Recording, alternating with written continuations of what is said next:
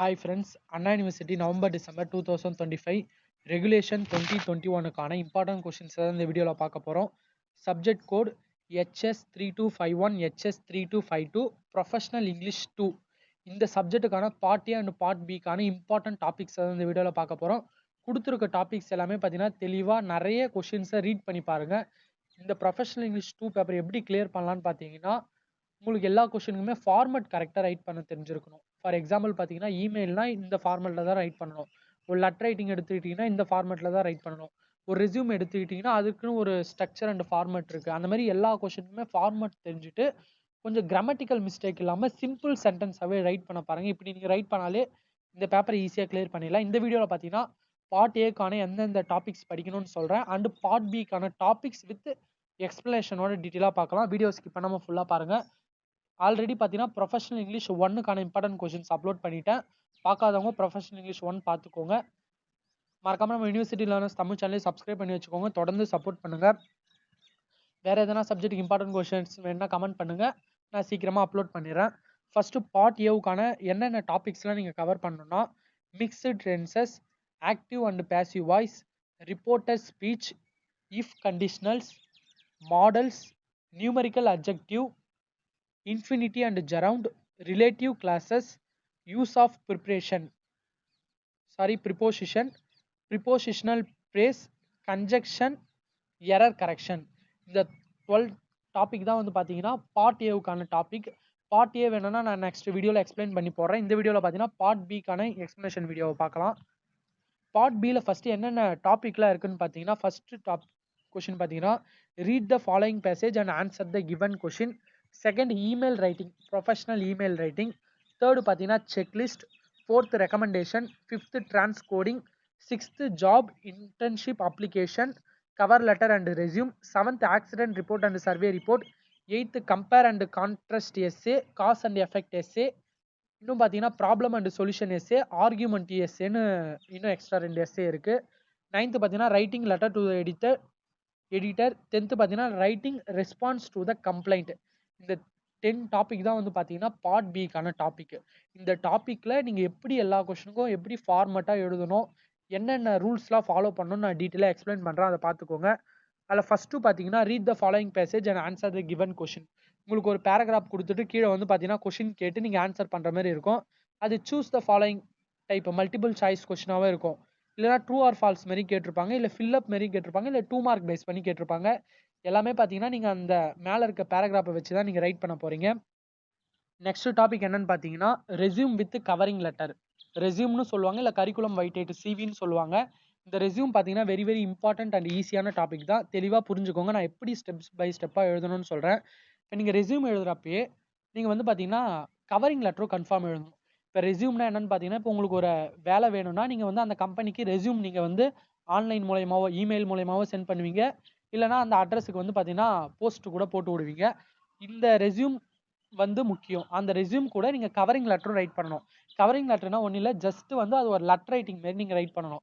நீங்கள் எதை பார்த்து தெரிஞ்சுக்கிட்டீங்க இந்த வேலையை, நீங்கள் அதில் என்ன வேலைக்கு அப்ளை பண்ணுறீங்க, அது எல்லாமே ரெஸ்யூமில் இருக்கும். அது நீங்கள் ஒரு லெட்டர் ரைட்டிங் மாதிரி from to respected sir madam subject அப்புறம் தேங்க்யூ யூ. இப்போ நார்மலாக ஒரு லெட்டர் ரைட்டிங் நீங்கள் எப்படி ரைட் பண்ணுவீங்க அந்த மாதிரி ரைட் பண்ணணும். இந்த கொஷினை ஜென்ரலாக பார்த்து வச்சுக்கோங்க. நான் இந்த பிடிஎஃப்கான லிங்க் டிஸ்கிரிப்ஷனில் கொடுக்குறேன், அதில் பார்த்துக்கோங்க. இது ஜென்ரலாக படித்து வச்சுட்டு எந்த மாதிரி கொஷின் கேட்டாலும் அதை மாற்றி எழுதுகிற மாதிரி பார்த்துக்கோங்க. நெக்ஸ்ட்டு பார்த்தீங்கன்னா ரெஸ்யூம் வந்து பார்த்தீங்கன்னா ரொம்ப ரொம்ப ஈஸியாக தான் இருக்கும். இப்போ ரெஸ்யூம் எழுதுறீங்கன்னா ஃபஸ்ட்டு மேலே உங்களோட பேரை நீங்கள் மென்ஷன் பண்ண வேணாம். ஏபிசி இல்லை ஏஏஏ அப்படின்னு நீங்கள் மென்ஷன் பண்ணிக்கோங்க. அப்புறம் அட்ரஸ் இதெல்லாம் மென்ஷன் பண்ணி இமெயிலாம் aaa@gmail.com அப்படின்னு மென்ஷன் பண்ணிக்கோங்க. நெக்ஸ்ட்டு பார்த்தீங்கன்னா ஆப்ஜெக்டிவ்னு போடணும். ஆப்ஜெக்டிவ்னா எல்லா ரெஸ்யூமுமே பார்த்தீங்கன்னா ஆப்ஜெக்டிவ் ஒன்று தான் வரும். இதே கூட படிச்சுக்கோங்க. ஆப்ஜெக்டிவ்னா உங்களுடைய நோக்கம். எனக்கு இந்த வேலை கொடுத்தீங்கன்னா நான் என்னோட ஸ்கில்ஸ்லாம் டெவலப் பண்ணிவிட்டு இந்த கம்பெனிக்காக நான் வந்து பார்த்தீங்கன்னா நல்லா ஒர்க் பண்ணி இந்த கம்பெனியை டெவலப் பண்ண நான் என்னோட ஃபுல் எஃபெக்டை கொடுப்பேன் அப்படின்னு சொல்கிறது தான் உங்களுடைய ஆப்ஜெக்டிவ். அப்போ இந்த லைனை நீங்கள் கம்பல்சரியாக படித்து வச்சுக்கோங்க. To obtain a position where I could maximum my skills talents experience and service in a very challenging atmosphere and achieve success. இதெல்லாம் நீங்கள் கரெக்டாக அந்த ஃபார்மேட்டில் ரைட் பண்ணாலே ஈஸியாக மார்க்ஸ் வாங்கிடலாம். அதுக்கப்புறம் பார்த்தீங்கன்னா எஜுகேஷனல் குவாலிஃபிகேஷன் போட்டு ஒரு பாக்ஸை போட்டுட்டு இதில் இருக்க மாதிரி name of the examination, board, university, institution studied, நீங்கள் எப்போ முடிச்சிங்க அண்டு என்ன கிளாஸ் வாங்குனீங்க, இல்லை ஜென்ரலாக ரைட் பண்ணிக்கோங்க. அப்புறம் பார்த்தீங்கன்னா அதர் குவாலிஃபிகேஷன் போட்டு உங்களுக்கு வேறு என்னென்ன குவாலிஃபிகேஷன் இருக்கோ அதை ரைட் பண்ணிக்கோங்க. And training and project work இதெல்லாம் சப் டாப்பிக்காக போட்டு நீங்கள் ரைட் பண்ணணும். அப்புறம் கம்ப்யூட்டர் ஸ்கில்ஸ், உங்களுக்கு எதனா கம்ப்யூட்டர் ஸ்கில்ஸ்லாம் இருந்தால் அதை ரைட் பண்ணுங்கள். பட்டு ஜென்ரலாக எழுதுறப்ப நீங்கள் என்னென்ன கம்ப்யூட்டர் ஸ்கில்ஸ் தெரியுதோ உங்களுக்கு அதெல்லாம் ரைட் பண்ணிக்கோங்க. அப்புறம் எக்ஸ்ட்ரா கரிக்குலர் ஆக்டிவிட்டீஸ், இதில் இருக்க மாதிரி சிம்பிளாக இல்லாமல் கொஞ்சம் பாயிண்ட்ஸ் வந்து பார்த்தீங்கன்னா மேக்ஸிமம் ஒரு 3 or 4 பாயிண்ட்ஸ் ஆச்சு ஒவ்வொரு சப் டாப்பிக்கு கொடுக்குற மாதிரி பாருங்கள். அண்ட் ஏரியா ஆஃப் ஸ்ட்ரென்த்து, அப்புறம் பார்த்தீங்கன்னா பர்சனல் டீட்டெயில்ஸில் பார்த்தீங்கன்னா இந்த டேட் ஆஃப் பர்த் அதை மென்ஷன் பண்ணுங்கள். அப்புறம் பார்த்தீங்கன்னா லாங்குவேஜஸ் நோன் அந்த மாதிரி கொஞ்சம் மட்டும் மென்ஷன் பண்ணுங்கள். இப்போ ரிலீஜியன் அதெல்லாம் நீங்கள் மென்ஷன் பண்ண வேணாம். லாங்குவேஜஸ் நோன், ஹாபீஸ், இந்த அட்ரஸ் இதெல்லாம் மட்டும் மென்ஷன் பண்ணுங்கள். நேமில் எதுவும் மென்ஷன் பண்ண வேணாம். நெக்ஸ்ட் பார்த்தீங்கன்னா ரெஃபரன்ஸ், இது எல்லாமே ஜென்ரலாக நீங்கள் எப்படி எழுதணுமோ அந்த மாதிரி பார்த்துக்கோங்க. லாஸ்ட்டு டிக்ளரேஷன் முடிச்சு இந்த மாதிரி பிளேஸ் டேட் அந்த மாதிரி முடிச்சுட்டா போதும். இதான் வந்து பார்த்தீங்கன்னா ஒரு ரெஸ்யூமுக்கான ஃபார்மெட்டு. இப்போ நான் சொன்ன சப் டாப்பிக்கை விட்டுட்டு நீங்கள் வேறு கூட சப்ஹெட்டிங் போட்டு எழுதலாம். அந்த ஃபார்மெட்டை கரெக்டாக பார்த்துக்கோங்க எப்படி ரைட் பண்ணுறாங்கன்னு. லாஸ்ட்டாக டிக்ளரேஷன் இருக்கணும், ஸ்டார்டிங்கில் உங்களோட நேமு, இமெயில், அட்ரஸ் இருக்கணும், அப்புறம் ஆப்ஜெக்டிவ் இருக்கணும், அப்புறம் எஜுகேஷனல் குவாலிஃபிகேஷன் இருக்கணும். அதுக்கப்புறம் உங்களுக்கு என்னென்னலாம் தெரியுதோ அதெல்லாம் சப் டாபிக் போட்டு ரைட் பண்ணுங்கள். ரெஸ்யூம் வந்து பார்த்தீங்கன்னா ரொம்ப ரொம்ப இம்பார்ட்டன்ட். ரெஸ்யூம் கேட்டாங்கன்னா கவரிங் லெட்டரோடு சேர்த்து தான் கேட்பாங்க. ரெஸ்யூம்லாம் நீங்கள் படித்து பார்த்தீங்கன்னா ஒரு கொஷின் 3-4 லைனில் இருக்கும். அதனால் தெளிவாக படித்து பாருங்கள். கொஷினில் என்ன கேட்குறாங்களோ அதுக்கேற்ற மாதிரி கரெக்டாக எழுதுங்க. சம்டைம்ஸ் என்ன பண்ணுவாங்கன்னா ரெஸ்யூமை வந்து இமெயிலில் சென்ட் பண்ண சொல்லுவாங்க. அப்போ இமெயிலில் சென்ட் பண்ண சொல்கிறாங்கன்னா நீங்கள் மேலே ஜஸ்ட்டு ஃப்ரம் 2ன்னு போட்டு aaa.@gmail.com 2ன்னு போட்டு bbb@gmail.comன்னு நீங்கள் போட்டுட்டு அதுக்கப்புறம் பார்த்தீங்கன்னா ரெஸ்யூம் எழுத ஸ்டார்ட் பண்ணிவிடுங்க. அந்த மாதிரி கொஷினை தெளிவாக படித்து பார்த்துட்டு ஆன்சர் பண்ணுங்கள். ஏன்னா ஃபார்மட் ரொம்ப ரொம்ப முக்கியம். நெக்ஸ்ட்டு பார்த்தீங்கன்னா இன்டர்ன்ஷிப் அப்ளிகேஷன். உங்களுக்கு ரெஸ்யூம் பொறுத்த வரைக்கும் நான் ஃபஸ்ட்டே சொல்லியிருந்தேன், ஜாப் அப்ளிகேஷன், இன்டர்ன்ஷிப் அப்ளிகேஷன். நீங்கள் ஜாபுக்கும் வந்து பார்த்தீங்கன்னா ரெஸ்யூம் நீங்கள் ஜாபுக்கு அப்ளை பண்ணுறப்ப ரெஸ்யூம் அனுப்பலாம். ஒருவேளை நீங்கள் எங்கன்னா இன்டர்ன்ஷிப் போகிறீங்கன்னா, ஏதோ ஒரு கம்பெனிக்கு நான் இன்டர்ன்ஷிப் போகிறேன்னா அந்த கம்பெனிக்கும் நீங்கள் ரெஸ்யூம் அனுப்பிச்சு நான் இன்டர்ன்ஷிப் வரேன், இந்த மாதிரிலாம் என்கிட்ட ஸ்கில் இருக்குது, என்னை இன்டர்ன்ஷிப் சேர்த்துக்கோங்க அப்படின்னு நீங்கள் கம்பெனிக்கு வந்து பார்த்தீங்கன்னா ரெக்வஸ்ட் பண்ணி ரெஸ்யூம் நீங்கள் சென்ட் பண்ணுவீங்க. அப்போ அந்த இன்டர்ன்ஷிப்புக்கு பார்த்தீங்கன்னா நீங்கள் ஜென்ரலாக ஒரு கவரிங் லெட்ரு அதோட கண்டென்ட் தான் இங்கே கொடுத்துருக்காங்க. மேக்ஸிமம் ஜென்ரலாக படித்து பார்த்துட்டு ஜென்ரலாக எழுதிக்கோங்க. அண்டு ரெஸ்யூம் பொறுத்த வரைக்கும் அதேமாரி தான் வரும், கொஞ்சம் மாறும். நீங்கள் கம்பெனிக்கு போகிறப்ப அந்த கம்பெனியில் உங்களோட ஸ்கில்ஸை டெவலப் பண்ணிவிட்டு அந்த கம்பெனியை நீங்கள் டெவலப் பண்ண நீங்கள் வந்து பார்த்தீங்கன்னா முயற்சி செய்வீங்க. அதான் வந்து ஆப்ஜெக்டாக எழுதியிருப்பீங்க. ஆனால் நீங்கள் வந்து பார்த்தீங்கன்னா ஒரு இன்டர்ன்ஷிப்புக்கு நீங்கள் covering letter and resume right பண்ண சொன்னாங்கன்னா அதோட ஆப்ஜெக்டிவ் எப்படி இருக்கணும்னு பார்த்துக்கோங்க. இதில் இருக்கிறத படித்து நீங்கள் சிம்பிளாக எழுதிக்கினா போதும். ஓகே ஃப்ரெண்ட்ஸ், நெக்ஸ்ட் டாபிக் என்னன்னு பார்த்தீங்கன்னா, ஏன்னா ரெஸ்யூம் வந்து ரொம்ப ரொம்ப இம்பார்ட்டன்ட், அதை தெளிவாக பார்த்துக்கோங்க. ஏன்னா 16 மார்க் கொஸ்டின் மேக்ஸிமம் அந்த ஃபார்மட்டோட கரெக்டாக எதுனா 10 மார்க்ஸ் கிட்ட வாங்கிடலாம். நெக்ஸ்ட் பார்த்தீங்கன்னா லெட்டர் டு எடிட்டர்.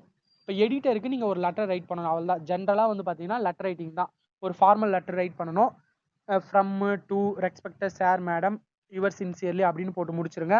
எடிட்டர்னா ஏதோ இந்தியன் எக்ஸ்பிரஸோ இல்லைனா பார்த்தீங்கன்னா இந்தியன் எக்ஸ்பிரஸ் கொடுத்துருக்காங்க, டைம்ஸ் ஆஃப் இந்தியா, இல்லை உங்கள் கொஷினில் எப்படி வேணால் கேட்பாங்க. அவங்களுக்கு ஒரு லெட்டரை நீங்கள் ரைட் பண்ணணும். அது எதை பற்றின்னு கொஷினில் கொடுத்துருப்பாங்க, அதை மென்ஷன் பண்ணி ரைட் பண்ணுங்கள். இதில் ஃபார் எக்ஸாம்பிள் பார்த்தீங்கன்னா எஃபெக்ட் ஆஃப் ஏர் பொல்யூஷனை பற்றி இந்தியன் எக்ஸ்பிரஸுக்கு நீங்கள் ஒரு லெட்டர் ரைட் பண்ணுறீங்கன்னா அதை எப்படி ரைட் பண்ணுவீங்கன்னு பார்த்துக்கோங்க, படித்து பாருங்கள் இது எல்லாமே. நெக்ஸ்ட் டாபிக் பார்த்தீங்கன்னா நிறைய கொஷின்ஸ் கொடுத்துருக்காங்க, எல்லாமே ஒரு டைம் சும்மா ஜஸ்ட் ஒரு கோத்ரூ பண்ணி பார்த்தாலே உங்களுக்கே ஒரு நிறைய பாயிண்ட்ஸ் கிடைக்கும். அதனால தான் கோத்ரூ பண்ணி பார்க்க சொல்கிறேன். அப்புறம் writing response to complaint letter. கொஷினை அண்டர்ஸ்டாண்ட் பண்ணுறது ரொம்ப ரொம்ப முக்கியம். ஏன்னா லெட்டர் ரைட்டிங்கே பார்த்தீங்கன்னா ஜென்ரலாக எல்லாமே லெட்டர் ரைட்டிங் தான். ஆனால் அதில் வித்தியாசம் நிறைய இருக்குது. Writing response to the complaint letter. இப்போ இதுக்கான மீனிங் என்னன்னு பார்த்தீங்கன்னா, உங்களுக்கு ஒரு நீங்கள் ஒரு கம்பெனியோட ஓனர், உங்களுக்கு வந்து பார்த்தீங்கன்னா நீங்கள் உங்கள் கம்பெனிலேருந்து சேல்ஸ் பண்ண பொருளோடைய ஏதோ ஒன்று நடந்துருச்சு, அந்த கம்ப்ளைண்ட் லெட்டர் உங்களுக்கு வருது. அந்த கம்ப்ளைண்ட் லெட்டருக்கு நீங்கள் ரெஸ்பான்ஸ் பண்ணணும். உங்களுக்கு வர கம்ப்ளைண்ட் லெட்டருக்கு நீங்கள் வந்து ரெஸ்பான்ஸ் பண்ணணும். அப்போ நீங்கள் எப்படி நீங்கள் அதை ஆன்சர் பண்ணணும்னு தெளிவாக பார்த்துக்கோங்க. ஏன்னா நீங்கள் கம்ப்ளைண்ட் லெட்டருக்கு ரெஸ்பான்ஸ் பண்ணணும், நீங்கள் கம்ப்ளைண்ட் பண்ணக்கூடாது. அதனால் அந்த மாதிரி கொஷின்ஸ் வந்து பார்த்தீங்கன்னா கொஞ்சம் டிஃப்ரெண்ட்டாக கொஞ்சம் நல்லா வந்து அண்டர்ஸ்டாண்ட் பண்ணி பார்க்கணும். கம்ப்ளைண்ட் லெட்டருக்கு ரெஸ்பான்ஸ் பண்ணுறது வேறு, நீங்கள் கம்ப்ளைண்ட் லெட்டர் எழுதுறது வேறு. அதனால் அதை போட்டு கன்ஃபியூஸ் பண்ணிக்காதீங்க, கொஞ்சம் தெளிவாக பார்த்துக்கோங்க. பேசிக்காக கம்ப்ளைண்ட் லெட்டரில் என்னென்ன நீங்கள் ரெஸ்பான்ஸ் பண்ணுறப்ப என்னென்னலாம் இருக்கணும்னா, அக்னாலேஜ்மெண்ட். உங்களுக்கு அந்த என்ன கம்ப்ளைண்ட்டோ அதை நீங்கள் வந்து பார்த்தீங்கன்னா ஏதோ ஒரு யூசருக்கு வந்து பார்த்தீங்கன்னா கம்ப்ளைண்ட் வந்துருச்சு, அவங்களுக்கு ரெஸ்பான்ஸ் பண்ண போகிறீங்க. முதல்ல அக்னாலேஜ்மெண்ட், இந்த கம்ப்ளைண்ட் வந்ததுக்கு அக்னாலேஜ்மெண்ட் மாரி ஒரு சாரி மாரி இல்லை அந்த மாதிரி அக்னாலேஜ்மெண்ட் கொடுத்துட்டு அப்புறம் பார்த்தீங்கன்னா இதுக்கப்புறம் இந்த மாதிரி பிரச்சனை நடக்காதுன்னு சொல்லிட்டு அதுக்கப்புறம் அதை நீங்கள் டீட்டெயிலாக எழுதலாம். உங்களுக்கு என்ன கம்ப்ளைண்ட் வந்தது இதெல்லாம் பார்த்தோம், இதுக்கப்புறம் நடக்காது அந்த மாதிரி. Important to provide a complaint ID for the user future reference. அப்போ ஃபியூச்சரில் உங்கள் கம்பெனியில் இந்த மாதிரி கம்ப்ளைண்ட்லாம் வராத மாதிரி நாங்கள் பார்த்துக்குறோம் அப்படின்னு நீங்கள் அவங்களுக்கு ரெஸ்பான்ஸ் பண்ணணும்.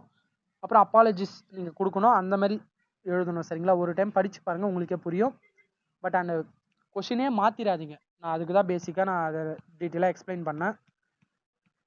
நெக்ஸ்ட்டு பார்த்தீங்கன்னா ப்ரொஃபஷனல் இமெயில் பொறுத்த வரைக்கும் ஜென்ரலாக எப்படி எழுதுறீங்களோ பார்த்துக்கோங்க. வெறும் ஃப்ரம் எழுதணும், அப்புறம் டேட்டு, டு, சிசி, சப்ஜெக்ட்டு, அப்புறம் பாடி, அப்புறம் லாஸ்ட்டு வந்து பார்த்தீங்கன்னா யுவர்ஸ் ஃபெய்த்ஃபுல்லின்னு போட்டு தேங்க்யூன்னு முடிச்சிருங்க. ஜென்ரலாக எப்படி எழுதுறீங்களோ அதேமாதிரி பார்த்துக்கோங்க.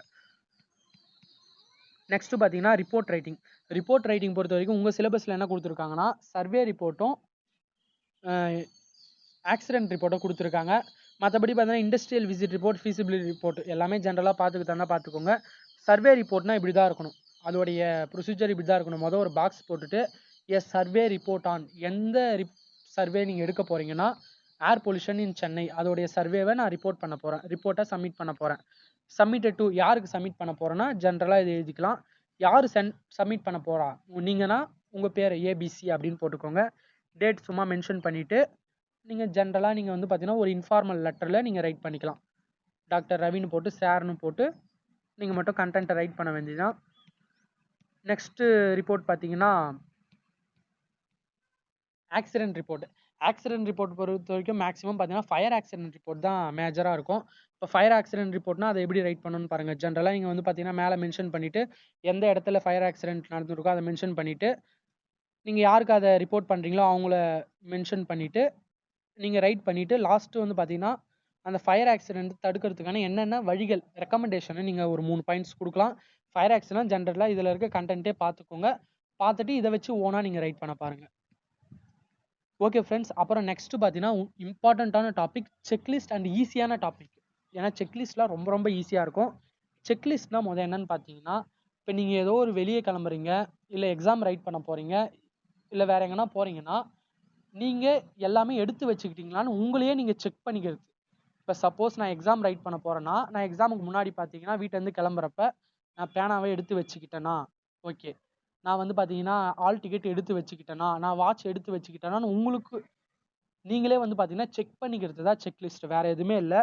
இந்த செக்லிஸ்ட் பொறுத்த வரைக்கும் பார்த்தீங்கன்னா எப்படி இருக்கணும்னு பார்த்தீங்கன்னா முதல் ஆக்சிலரி வேர்ப் இருக்கணும், அப்புறம் சப்ஜெக்ட் இருக்கணும், அப்புறம் மெயின் வேர்ப் இருக்கணும், ஆல் அதர் வேர்ட்ஸ் இருக்கணும். நான் ஜென்ரலாக எப்படி சொல்கிறேனோ அந்த மாதிரி ரைட் பண்ணிடுங்க. செக்லிஸ்ட் பொறுத்த வரைக்கும் ஸ்டார்டிங்கில் ஹேவ் ஐ டேக்கன் இந்த 3 வேர்டை கன்ஃபார்ம் போட்டுக்கோங்க. Have I taken. அதுக்கப்புறம் பார்த்தீங்கன்னா நீங்கள் என்ன சென்டென்ஸ் ரைட் பண்ணுறீங்களோ ரைட் பண்ணிடுங்க. இங்கே பக்கத்தில் பார்த்தீங்கன்னா எஸ் நோன்னு நீங்கள் 2 ரைட் பண்ணிக்கணும். இப்போ செக்லிஸ்ட் ஃபார் அன் இன்டர்வியூ இது வந்து பார்த்தீங்கன்னா ஜென்ரல் கொஷின். இப்போ இது எப்படி ரைட் பண்ணியிருக்காங்கன்னு பாருங்கள். Have I taken the train ticket, நீங்கள் தான் வந்து பார்த்தீங்கன்னா இன்டர்வியூ போகிறீங்க, நீங்கள் உங்களோட செக் பண்ணிக்கிறீங்க நான் வந்து ட்ரெயின் டிக்கெட்டை எடுத்து வச்சுக்கிட்டேன்னா. ஒன்று எஸ்ஸாக இருந்தால் எஸ்ஸில் நீங்கள் டிக் பண்ணணும், இல்லை நோவாக இருந்தால் நோவில் டிக் பண்ணணும், அது உங்களுடைய விஷயம் தான். ஆனால் நீங்கள் வந்து பார்த்தீங்கன்னா எஸ் நோன்னு போட்டு அங்கே எதனா டிக் பண்ணியிருக்கணும், அது ரொம்ப ரொம்ப முக்கியம்.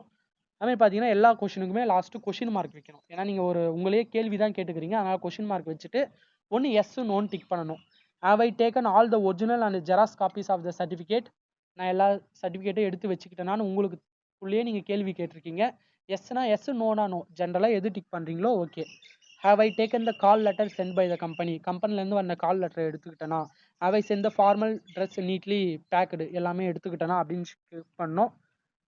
அப்புறம் பார்த்தீங்கன்னா ஃபயர் ஆக்சிடென்ட் அதேமாதிரி எல்லாமே ஜென்ரலாக கேட்பாங்க. மேக்ஸிமம் பார்த்தீங்கன்னா 8 or 10 நீங்கள் செக்லிஸ்ட் ரைட் பண்ணுங்கள். ரொம்ப சிம்பிளாக இருக்கும், பேசிக்கான வேர்ட்ஸை வச்சு ரைட் பண்ணுங்கள். ஸ்டார்டிங்கில் ஹேவ் ஐ டேக்கன்னு போட்டுருங்க. நெக்ஸ்ட் பார்த்தீங்கன்னா நிறைய இருக்குது, ப்ராக்டிஸ் பண்ணி பாருங்கள், ஒவ்வொன்றும் ப்ராக்டிஸ் பண்ணி பாருங்கள். இதில் இண்டஸ்ட்ரியல் விசிட் அதை செக்லிஸ்ட் ரைட் பண்ண சொல்கிறாங்க. அப்போ இண்டஸ்ட்ரியல் விசிட்டில் நீங்கள் என்னென்ன பண்ணீங்களோ அதை நீங்கள் வந்து என்னென்ன இண்டஸ்ட்ரியல் விசிட்டுக்கு போக நீங்கள் என்னென்னலாம் ப்ரிப்பேர் பண்ணியிருக்கீங்க அதை பற்றி நீங்கள் செக்லிஸ்ட்டு நீங்கள் ரெடி பண்ணிக்கலாம். இல்லை job interview to the next day, இது ஏப்ரல் மே 2020 கேட்டிருக்காங்க.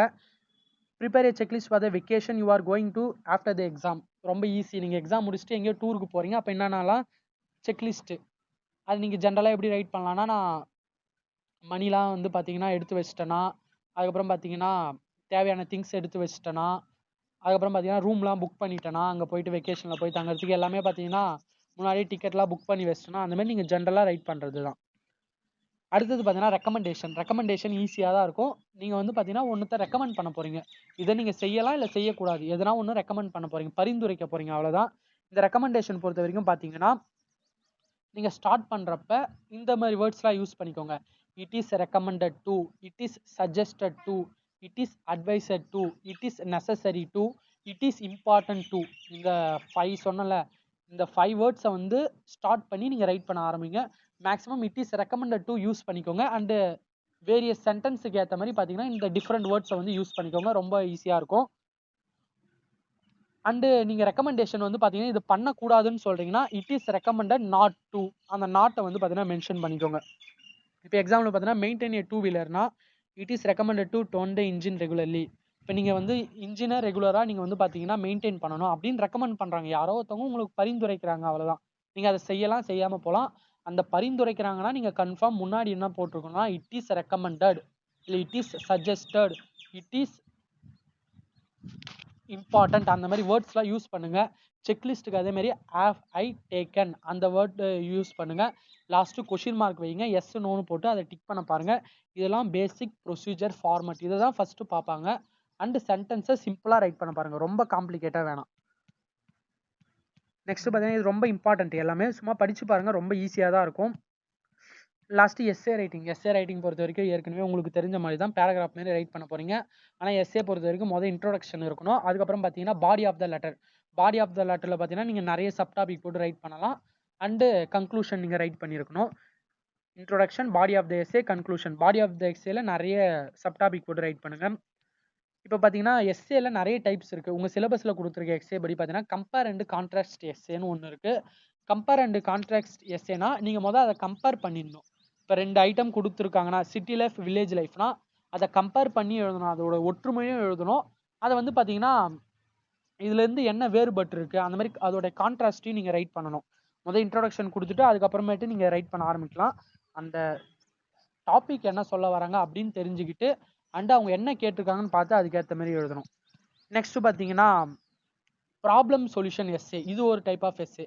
ப்ராப்ளம்னா இப்போ இது வில்லேஜ் லைஃப், சிட்டி லைஃபே எடுத்துக்கோங்க. இதில் என்னென்ன ப்ராப்ளம் இருக்குது அப்படின்னு எழுதி அண்டு சொல்யூஷன் எழுதணும். இதை வந்து ஒரு எஸ்ஏவாக நீங்கள் ஃபார்ம் பண்ணணும். அதுக்கு நீங்கள் சப்டாபிக் மாதிரி போட்டு நீங்கள் ரைட் பண்ணலாம். ஒரு சப்டாபிக்கில் பார்த்தீங்கன்னா ஒரு ப்ராப்ளம் எடுத்துட்டு ஒரு 3 லைன் ப்ராப்ளமும் அண்ட் அதுக்கு அடுத்த 3 லைன் வந்து சொல்யூஷனும், இந்த மாதிரி சப்டாபிக்காக கொடுக்கலாம். அடுத்தது பார்த்தீங்கன்னா ஆர்கியூமெண்டேட்டிவ் எஸ்ஏனா நீங்கள் 2 பேர் வந்து பார்த்தீங்கன்னா ஆர்கியூமெண்ட் பண்ணுற மாதிரி இருக்கணும். அந்த எஸ்ஏ வந்து பார்த்தீங்கன்னா ஆர்கியூமெண்ட் பண்ணுற மாதிரி நீங்கள் ரைட் பண்ணணும். மேக்ஸிமம் பார்த்தீங்கன்னா கம்பேர் அண்ட் கான்ட்ராஸ்ட் எஸ்ஏ வந்து ரொம்ப இம்பார்ட்டன்ட்டு. அப்புறம் பார்த்தீங்கன்னா காஸ் அண்ட் எஃபெக்ட் எஸ்ஏ பொறுத்த வரைக்கும் விளைவு, காசுனா விளைவு, எஃபெக்ட்னா அதனால் ஏற்படும் விளைவு. காசுனா காரணம், என்ன காரணம், அண்டு எஃபெக்ட் எதனால் அது நடந்தது அப்படின்னு. ஏர் பொல்யூஷன்னா அதற்கான காரணம், என்னென்ன காரணத்தால் ஏர் பொல்யூஷன் வந்தது, இதனால் என்ன விளைவு ஏற்பட்டிருக்கு. ஏர் பொல்யூஷன் எதனால் வந்திருக்குன்னு பார்த்தீங்கன்னா நிறைய வெஹிக்கல்ஸ் இந்த மாதிரி இதுலேருந்து புகை வருது. அப்புறம் பார்த்தீங்கன்னா நிறைய இண்டஸ்ட்ரியிலேருந்து வர ஸ்மோக்கால் வந்து பார்த்தீங்கன்னா ஏர் பொல்யூஷன் நடக்குது. இதற்கான எஃபெக்ட், இதனால் விளைவுகள் என்னன்னு பார்த்தீங்கன்னா லங்ஸ் ப்ராப்ளம், இந்த மாதிரி நிறைய இருக்குது. அதை நீங்கள் எக்ஸ்பிளைன் பண்ணி எழுதணும். வித் சப்டாபிக்கோட ரைட் பண்ணுங்கள். இதான் எஸ்ஏ ரைட்டிங். அண்ட் ஒருவேளை சம்டைம் பேராகிராஃப் ரைட்டிங்னு கேட்டாங்கன்னா நீங்கள் இந்த மாதிரி இன்ட்ரோடக்ஷன், கன்க்ளூஷன்லாம் கொடுக்க வேணாம். நீங்கள் ஒரு 3 செட்டு பேராகிராஃப், ஒவ்வொரு பேராகிராஃப்மே பார்த்தீங்கன்னா ஒரு 10 லைன்ஸ் இல்லை 8 லைன்ஸ் இருக்கிற மாதிரி பார்த்துக்கோங்க. ஆனால் எஸ்ஏ ரைட் பண்ணுறப்ப சப்டாபிக் போட்டு ஒரு 5 லைன் இல்லை 6 லைன் இருக்கிற மாதிரி பார்த்துக்கோங்க. ஓகே ஃப்ரெண்ட்ஸ், இதான் உங்களுக்கான இம்பார்ட்டன்ட் டாபிக்ஸ். அண்டு லாஸ்ட் ஒரு முக்கியமான டாபிக் பார்த்தீங்கன்னா இன்டர்பிரிட்டேஷன் ஆஃப் கிராஃப். ஈஸியாக தான் இருக்கும். உங்களுக்கு ஒரு கிராஃப் கொடுத்துட்டு அதை நீங்கள் எக்ஸ்பிளைன் பண்ணி எழுதணும். மேக்ஸிமம் பார்த்தீங்கன்னா டிகிரிஸ் ஆஃப் கம்பேரிசனை பேஸ் பண்ணி எழுதுங்க. அண்டு பார்த்தீங்கன்னா 2த்தை கம்பேர் பண்ணி எழுதுங்க. இப்போ எஜுகேஷன் ரெண்ட்டுன்னு கொடுத்துருக்காங்கன்னா இப்போ எக்ஸ்பென்ஷர் குமார் வந்து பார்த்தீங்கன்னா எஜுகேஷனுக்கு எவ்வளோ கொடுத்துருக்காரு, ரெண்ட்டுக்கு எவ்வளோ கொடுத்துருக்காங்கன்னா கம்பேர் பண்ணி எழுதுங்க. குமார் சென்ட் வந்து எஜுகேஷன் இஸ் மோர் தென் இல்லை லெஸ் தென், லார்ஜஸ்ட், ஹையஸ்ட், இந்த மாதிரி கம்பேர் பண்ணி எழுத பாருங்கள். அது ரொம்ப ஈஸியாக இருக்கும். அண்டு அப்படி தான் கம்பேர் பண்ணி தான் முக்கியமாக மோஸ்ட்லி எழுதணும் அதை. அண்டு இதை எப்படி கேட்பாங்கன்னா உங்களுக்கு டேபிள் ஃபார்மேட்லேயும் கேட்பாங்க, இல்லை பார் கிராஃப், பை சார்ட், எப்படி வேணால் கேட்பாங்க. அதை பார்த்துக்கோங்க. ஓகே ஃப்ரெண்ட்ஸ், இதுதான் உங்களுக்கு பார்ட் பிக்கான இம்பார்ட்டன்ட் டாபிக்ஸ். நான் சொன்னதெல்லாம் புரிஞ்சிருக்கும்னு நினைக்கிறேன். நான் சொன்ன பேசிக்ஸில் கரெக்டாக ஃபார்மேட்டாக நீங்கள் ரைட் பண்ணாலே போதும். அண்டு சிம்பிளான வேர்ட்ஸ் யூஸ் பண்ணுங்கள், ரொம்ப யூஸ் பண்ணாமல். ரொம்ப காம்ப்ளிகேட்டான வேர்ட்ஸ்லாம் போகாதீங்க. ஸ்பெல் மிஸ்டேக் ஆகுதுன்னா அந்த வேர்ட்ஸ்லாம் வேணாம். கொஷினை அண்டர்ஸ்டாண்ட் பண்ணுங்கள். ஏன்னா கொஷின் வந்து பார்த்தீங்கன்னா மேக்ஸிமம் 3 லைன் 4 லைன் கொடுத்துருப்பாங்க. கொஷினை நிதானமாக படித்து பார்த்து அதை புரிஞ்சுக்கோங்க. 2-3 டைம் இல்லை 4-5 டைம் நீங்கள் படித்து புரிஞ்சுக்கிட்டா தான் அது உங்களுக்கு ஈஸியாக இருக்கும். இங்கிலீஷ் பொறுத்த வரைக்கும் நீங்கள் ஈஸியாக கிளியர் பண்ணலாம். அதுக்கு எல்லா கொஷினுமே நீங்கள் அட்டன் பண்ணி வைங்க. அண்டு கொஷினை புரிஞ்சுக்கிட்டு கரெக்டாக ஃபார்மேட்டோட ரைட் பண்ணாலே ஈஸியாக நீங்கள் கிளியர் பண்ணிடலாம். Okay friends, thank you.